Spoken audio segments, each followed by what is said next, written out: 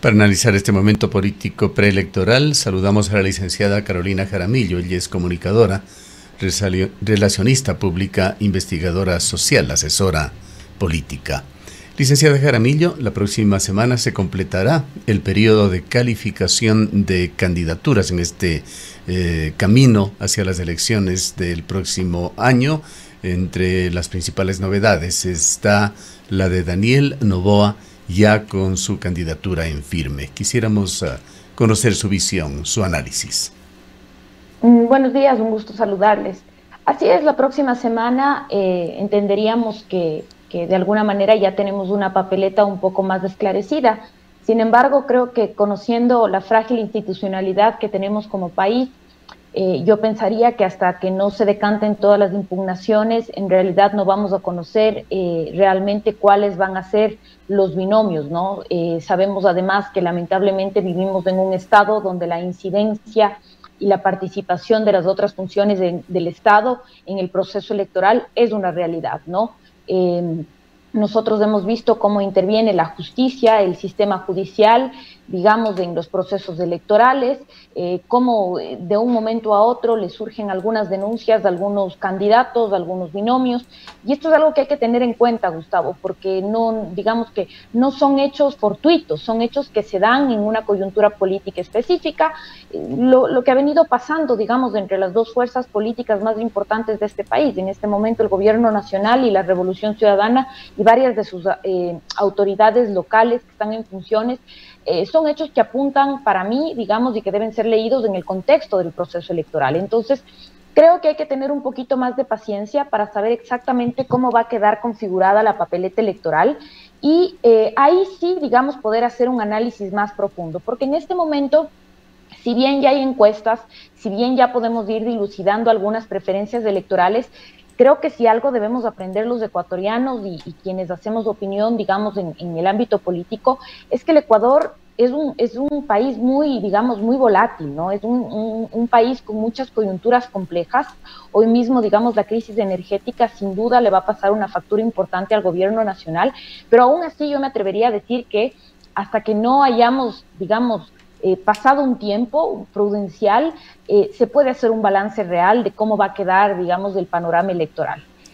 Licenciada Jaramillo, muy buenos días. Quizás es importante hacer un análisis sobre el candidato presidente o precandidato presidente, lo que hemos visto en estos días, qué impacto puede tener tanto la crisis de inseguridad, la crisis energética, pero qué beneficios tiene también el presidente en este contexto electoral y las funciones que ejerce, distintos recorridos por el país.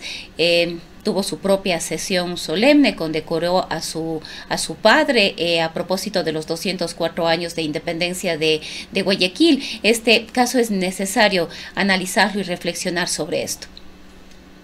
Sí, sin duda. Creo que tener un candidato presidente para sí mismo implica, digamos, una fuerte ventaja, porque usted ya lo ha mencionado, digamos, él está todo el tiempo expuesto, digamos, está en funciones y puede ser evaluado constantemente por los ciudadanos, tiene enorme visibilidad y de alguna manera él llega al poder, digamos, con una figura que es absolutamente nueva, ¿no? Daniel fue una sorpresa en las anteriores elecciones y de alguna manera su propuesta fue sin duda disruptiva para los ecuatorianos. Ahora bien, esa misma ventaja puede y debe ser leída también como una desventaja porque el desgaste del ejercicio del poder implica que los ciudadanos estemos evaluando y podamos en cualquier momento decir esta no es la opción que quiero para para el nuevo proceso electoral. Me parece además que yo creo que nosotros debemos entender, o al menos digamos quienes hacemos el ejercicio de la comunicación política, y por qué no los periodistas y el ciudadano también, digamos, actualizar cuáles son los parámetros de evaluación con el que estamos mirando a los políticos ahora mismo. Porque creo que las nuevas tecnologías de la información y la comunicación hoy nos suponen que tenemos, digamos, mayores y mejores herramientas para entender la política y el ejercicio de quienes están en el poder. ¿Por qué me atrevo a decir esto? Porque me parece que antes digamos, las crisis y la forma en la que mirábamos las crisis era, digamos, probablemente un poco más lenta, ¿no? Nos parecía que lo que estaba ocurriendo en ese momento tenía un periodo de vida más largo. Solo quisiera que caigamos en cuenta de algo. Hace probablemente un mes, el tema central de todas las entrevistas, el tema central de los debates y probablemente el tema central de la conversación de la familia ecuatoriana era el tema de la inseguridad, porque sin duda los titulares, es decir, lo que estaba ocurriendo en el día a día de los ecuatorianos y que nos llamaba poderosamente la atención, eran los hechos violentos alrededor de nuestra vida cotidiana. Nos hayan ocurrido personalmente o le hayan ocurrido a alguien cercano de nuestra familia. Pero hoy es 100% la crisis energética.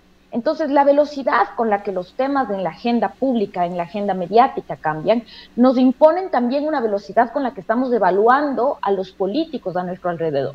Y yo creo que esto, por ejemplo, al candidato presidente, pero también a los otros candidatos, deberían imponerles esta agenda o este tema o digamos, discurso político con el que nos están abordando a los ciudadanos. Entonces, en esta lógica, digamos, en la que hoy estamos viviendo, de una velocidad vertiginosa, lo que para mí está ocurriendo es que los políticos están yendo más lento que los ciudadanos. Lo decía ya en otros espacios.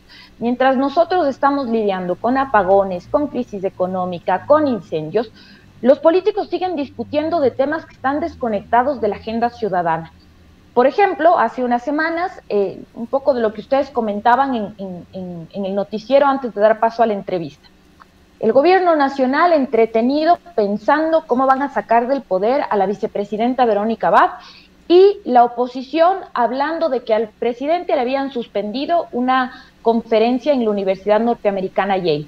Esos eran los temas que ocupaban, digamos, a la vocería del candidato presidente y en este caso de la mayor fuerza política que es la Revolución Ciudadana. Mientras los ciudadanos nos debatíamos cómo acomodar nuestros horarios de trabajo, cómo generar una vida, digamos, medianamente estable, lidiando con 10 horas de apagones al día.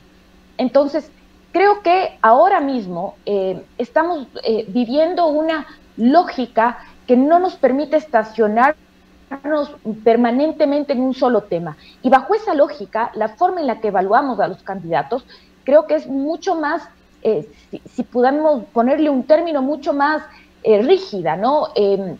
Mucho más estricta, si pudiéramos decirlo de alguna manera, porque estos candidatos deberían tener la capacidad y la versatilidad de estar conectados con los ciudadanos. ¿Qué tan conectado está el presidente? No lo sé, porque esta sesión solemne que se realiza en Guayaquil, que además no es nuevo, ¿no? Acordémonos que hace muchos años Guayaquil tiene estas dos sesiones solemnes. ¿Por qué? Porque históricamente el presidente no ha tenido una excelente relación con la autoridad local. Pasó entre Rafael Correa y Jaime Nebot, pasó entre el morenismo y en su momento Cintia Viteri, es decir, siempre ha habido esta polaridad, ¿no? En Guayaquil se ha caracterizado porque Guayaquil independiente del gobierno nacional. Pero, digamos, mientras ellos hacen esta gala, ¿no? Esta gala de poder, este acto casi familiar, ¿qué está pasando con los ciudadanos? Solo les voy a dar un dato que me pareció interesante y que me pareció espeluznante a la vez. Estaba revisando datos sobre la provisión de agua en la provincia del Guayas. Y me llama la atención, en la provincia del Guayas, en Durán, la provisión de agua entre el 2001, el 2010 y el 2022, los datos son, en el 2001, 65.8% de la población tiene agua por tubería. En el 2010 baja a 62.8% y en el 2022 baja a 58%. Es decir, en Durán, la provisión de agua por tubería, en lugar de ir incrementándose, ha ido bajando. Y en Salitre, que es un cantón chiquitito de la provincia del Guayas, la provisión de agua por tubería, estamos en el año 2022, llega al 32.7% de la población. Es decir, sí, estamos hablando de crisis energética, estamos hablando de crisis económica, estamos hablando de un montón de crisis, pero cuando miramos el Ecuador con una pequeña lupa, cuando miramos el Ecuador, digamos, en estos territorios muy pequeñitos, cuando dejamos de hablar del gobierno nacional y empezamos a hablar de los gobiernos autónomos descentralizados y miramos estos problemas particulares de estos cantones pequeñitos, en estas provincias conflictivas, porque tenemos un alcalde peleado con el presidente nacional, y nos topamos con que un cantón llamado Salitre, al 2022, apenas del 32.7% de la población tiene agua por tubería. Entonces, creo que hay cosas muy importantes de las que el Ecuador no está hablando, porque los grandes líderes están discutiendo temas políticos alejados de la realidad de la población. Les quería comentar estos dos temas porque me puse a revisar, digamos, la provisión, varios temas, ¿no?, demográficos de la población, pero me llamó poderosamente la atención esto. Es decir, mientras tenemos un presidente que está condecorando a su padre en la sesión solemne de la ciudad de Guayaquil, nosotros tenemos cantones aledaños como es Durán, que es un cantón grande, donde apenas el 58% de la población tiene agua por tubería, y Salitre, un cantón pequeño, donde el 32.7% de la población tiene agua por tubería. Sí, no son temas de coyuntura, pero son temas extremadamente importantes para un Ecuador donde la inequidad, donde la desigualdad en la redistribución de la pobreza, de la redistribución de la riqueza, es un asunto extremadamente relevante. Y hay temas políticos que rayan con lo personal, como el caso de estas divergencias entre el presidente y la vicepresidenta de la República. Nos preguntamos a cuántos funcionarios públicos de alto nivel va involucrando ya este tema, cuánto dinero, cuánto tiempo precioso se gasta en esto para dilucidar. Y en la información previa que dábamos a conocer también surge esas situaciones que generan curiosidad de cómo pueden pasar estas situaciones en Ecuador. A cualquier ciudadano que cometa una contravención menor, un delito menor o mayor, un juez puede llamarle por la prensa o puede solicitar a las instituciones públicas o privadas la determinación de su individualidad, de su domicilio y proseguir con una causa. Y la citación por la prensa, esto señalado incluso por la Corte Constitucional, es un mecanismo que debería ser eficaz para garantizar el derecho a la defensa de la parte demandada. Textual, el juez Guillermo Ortega ha dispuesto a la vicepresidenta que en 2 días remita la información exacta de la dirección para las notificaciones a Daniel Noboa y Diana Jácome. ¿Cómo interpretamos esto? Bueno, yo creo que es una vez más, y es un tema, Gustavo, fíjese que estamos conversándolo ahora mismo entre nosotros, pero no, digamos, no es un tema que somos capaces de analizarlo a profundidad, ¿no? El real conflicto y lo que está revelando en este momento que haya una disputa entre el presidente y la vicepresidenta. Esto a la final del día es gravísimo. Es gravísimo porque va dejando unos saldos que usted lo mencionaba al inicio de su comentario, ¿no?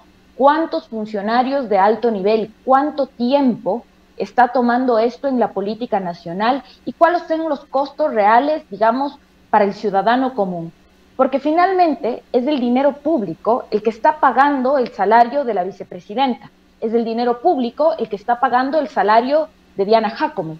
Entonces, ¿para qué y por qué Diana Jácome, para qué y por qué la vicepresidenta está asignada en labores en la embajada donde se encuentra? Son, digamos, estas dudas y además este procedimiento judicial que está ahora mismo llevándose a cabo, que además está ocurriendo mientras el Ecuador atraviesa una gravísima crisis energética y una gravísima crisis de seguridad y económica.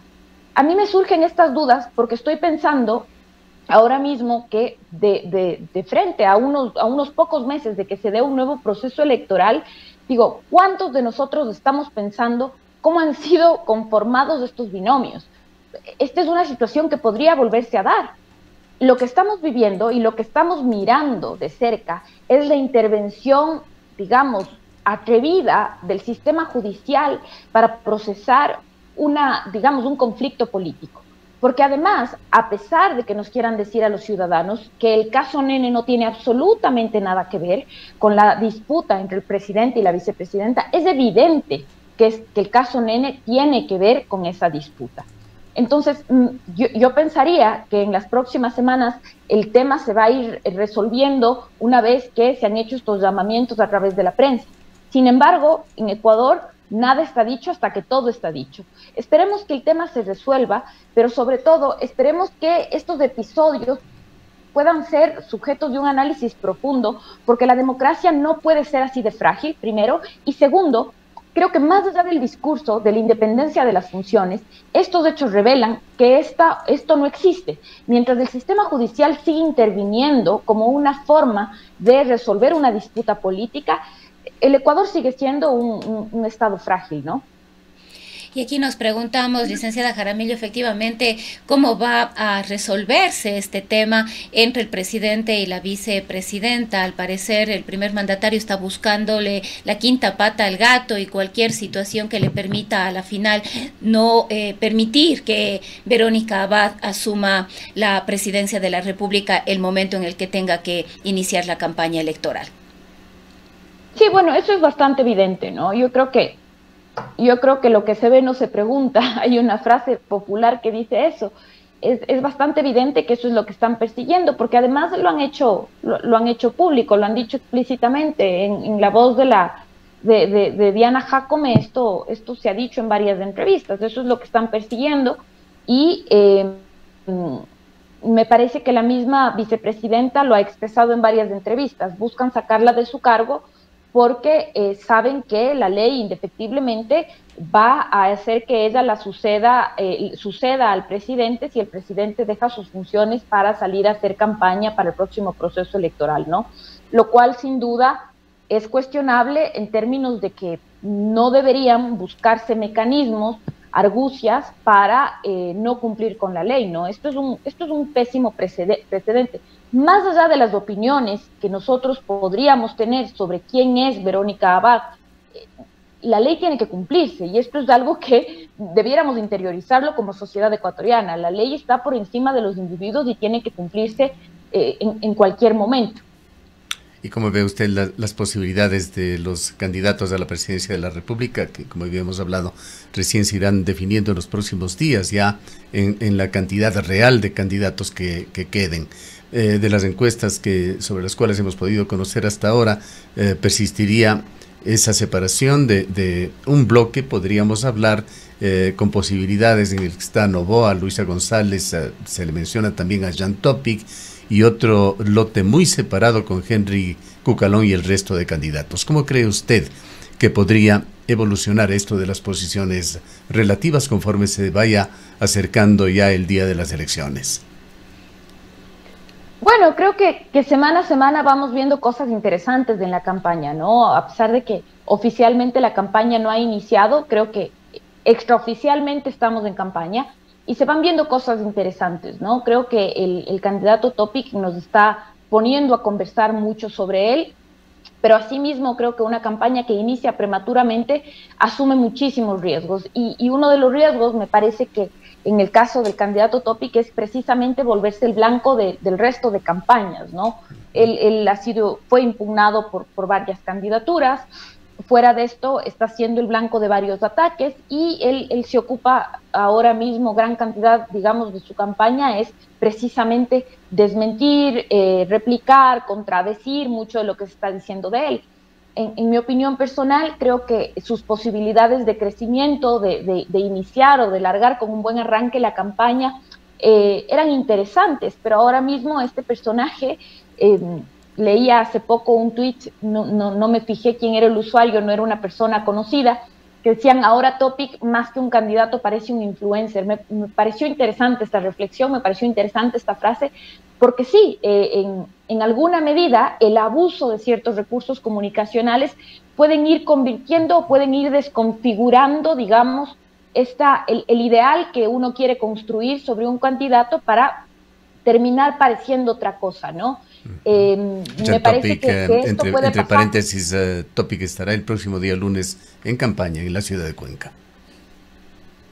Entonces, claro, y me parecía interesante, digamos, a veces la gente tiene, digamos, estas frases, estas formas de reflexionar que terminan siendo muy precisas, ¿no? Porque este candidato que lo sabe todo, que lo resuelve todo, que responde todo, que está en todas las coyunturas, no necesariamente es oportuno, ¿no? Porque finalmente creo que los ecuatorianos, el pueblo, la gente de a pie, la gente que está en la calle, también puede reflexionar y también puede comprender que un candidato no tiene las respuestas para todo, que un candidato no conoce la realidad de todos, porque en un país pequeñito pero diverso como somos, hay abismales diferencias, y esto yo lo suelo repetir mucho, entre cómo entendemos la inseguridad en Ambato, la inseguridad en Durán, o incluso cómo estamos viviendo la crisis eléctrica los ciudadanos urbanos versus los ciudadanos rurales,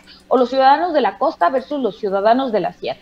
Entonces, me parece que esta forma prematura, acelerada, en la que ha empezado el candidato Topic su campaña, también le puede estar haciendo asumir muchos desafíos y muchos riesgos, ¿no? Entonces, él como la tercera opción que ahora mismo está figurando en las encuestas, me parece que ha asumido muchos riesgos. Luego de aquello, creo que en efecto los números están viendo un leve descenso del candidato presidente, pero creo que es aún prematuro hacer lecturas, ¿no? Porque de hecho creo que estamos atravesando el momento de crisis donde pudiera haber un desgaste importante de su candidatura. En cuanto a la candidata de la Revolución Ciudadana, tengo la impresión de que evidentemente a esa candidatura siempre le va, digamos, a hacer sombra la presencia importantísima del expresidente Correa y todo lo que suceda alrededor de él. Creo que hay candidaturas en este gran pelotón que está conformado, digamos, por una papeleta tan extensa, que pueden ser interesantes no tanto por la posibilidad de entrar entre los favoritos, sino por la posibilidad de incidir en los favoritos. Estoy hablando de una candidatura de Leonidas Issa con la posibilidad cierta de restarle votación, digamos, a la candidatura de la RC, por ejemplo, porque hay un electorado compartido. Creo que Leonidas Issa puede ser una sorpresa importante en términos de alcanzar un porcentaje de votos interesante que justamente podría incidir o restarle un importante porcentaje a la candidatura de González. Estoy hablando de candidaturas como precisamente la de Henry Cucalón, que podría ser también determinante para restarle posibilidades a la candidatura de Noboa o a la candidatura incluso de Jan Topic. Entonces, creo que es prematuro aún, pero creo que el análisis ahora mismo debiera, además, digamos, no solo centrarse en el top 5 o top 3 de favoritos, sino en la capacidad de incidencia que tienen estas candidaturas marginales de incidir en las candidaturas preferenciales. Y por otra parte, lo que suelo siempre yo decir es que no solo centremos la mirada en el Ejecutivo, sino en la conformación de la Asamblea Nacional, porque a la final del día, las buenas o malas intenciones que puede tener quien aspire a la presidencia de la República van a estar profundamente determinadas por las condiciones de gobernabilidad que le ofrezcan en la Asamblea Nacional. Bien, le agradecemos mucho por habernos acompañado. Gracias a ustedes, un buen día. Declaraciones de la licenciada Carolina Jaramillo, comunicadora, asesora política. Son las 8:40 minutos.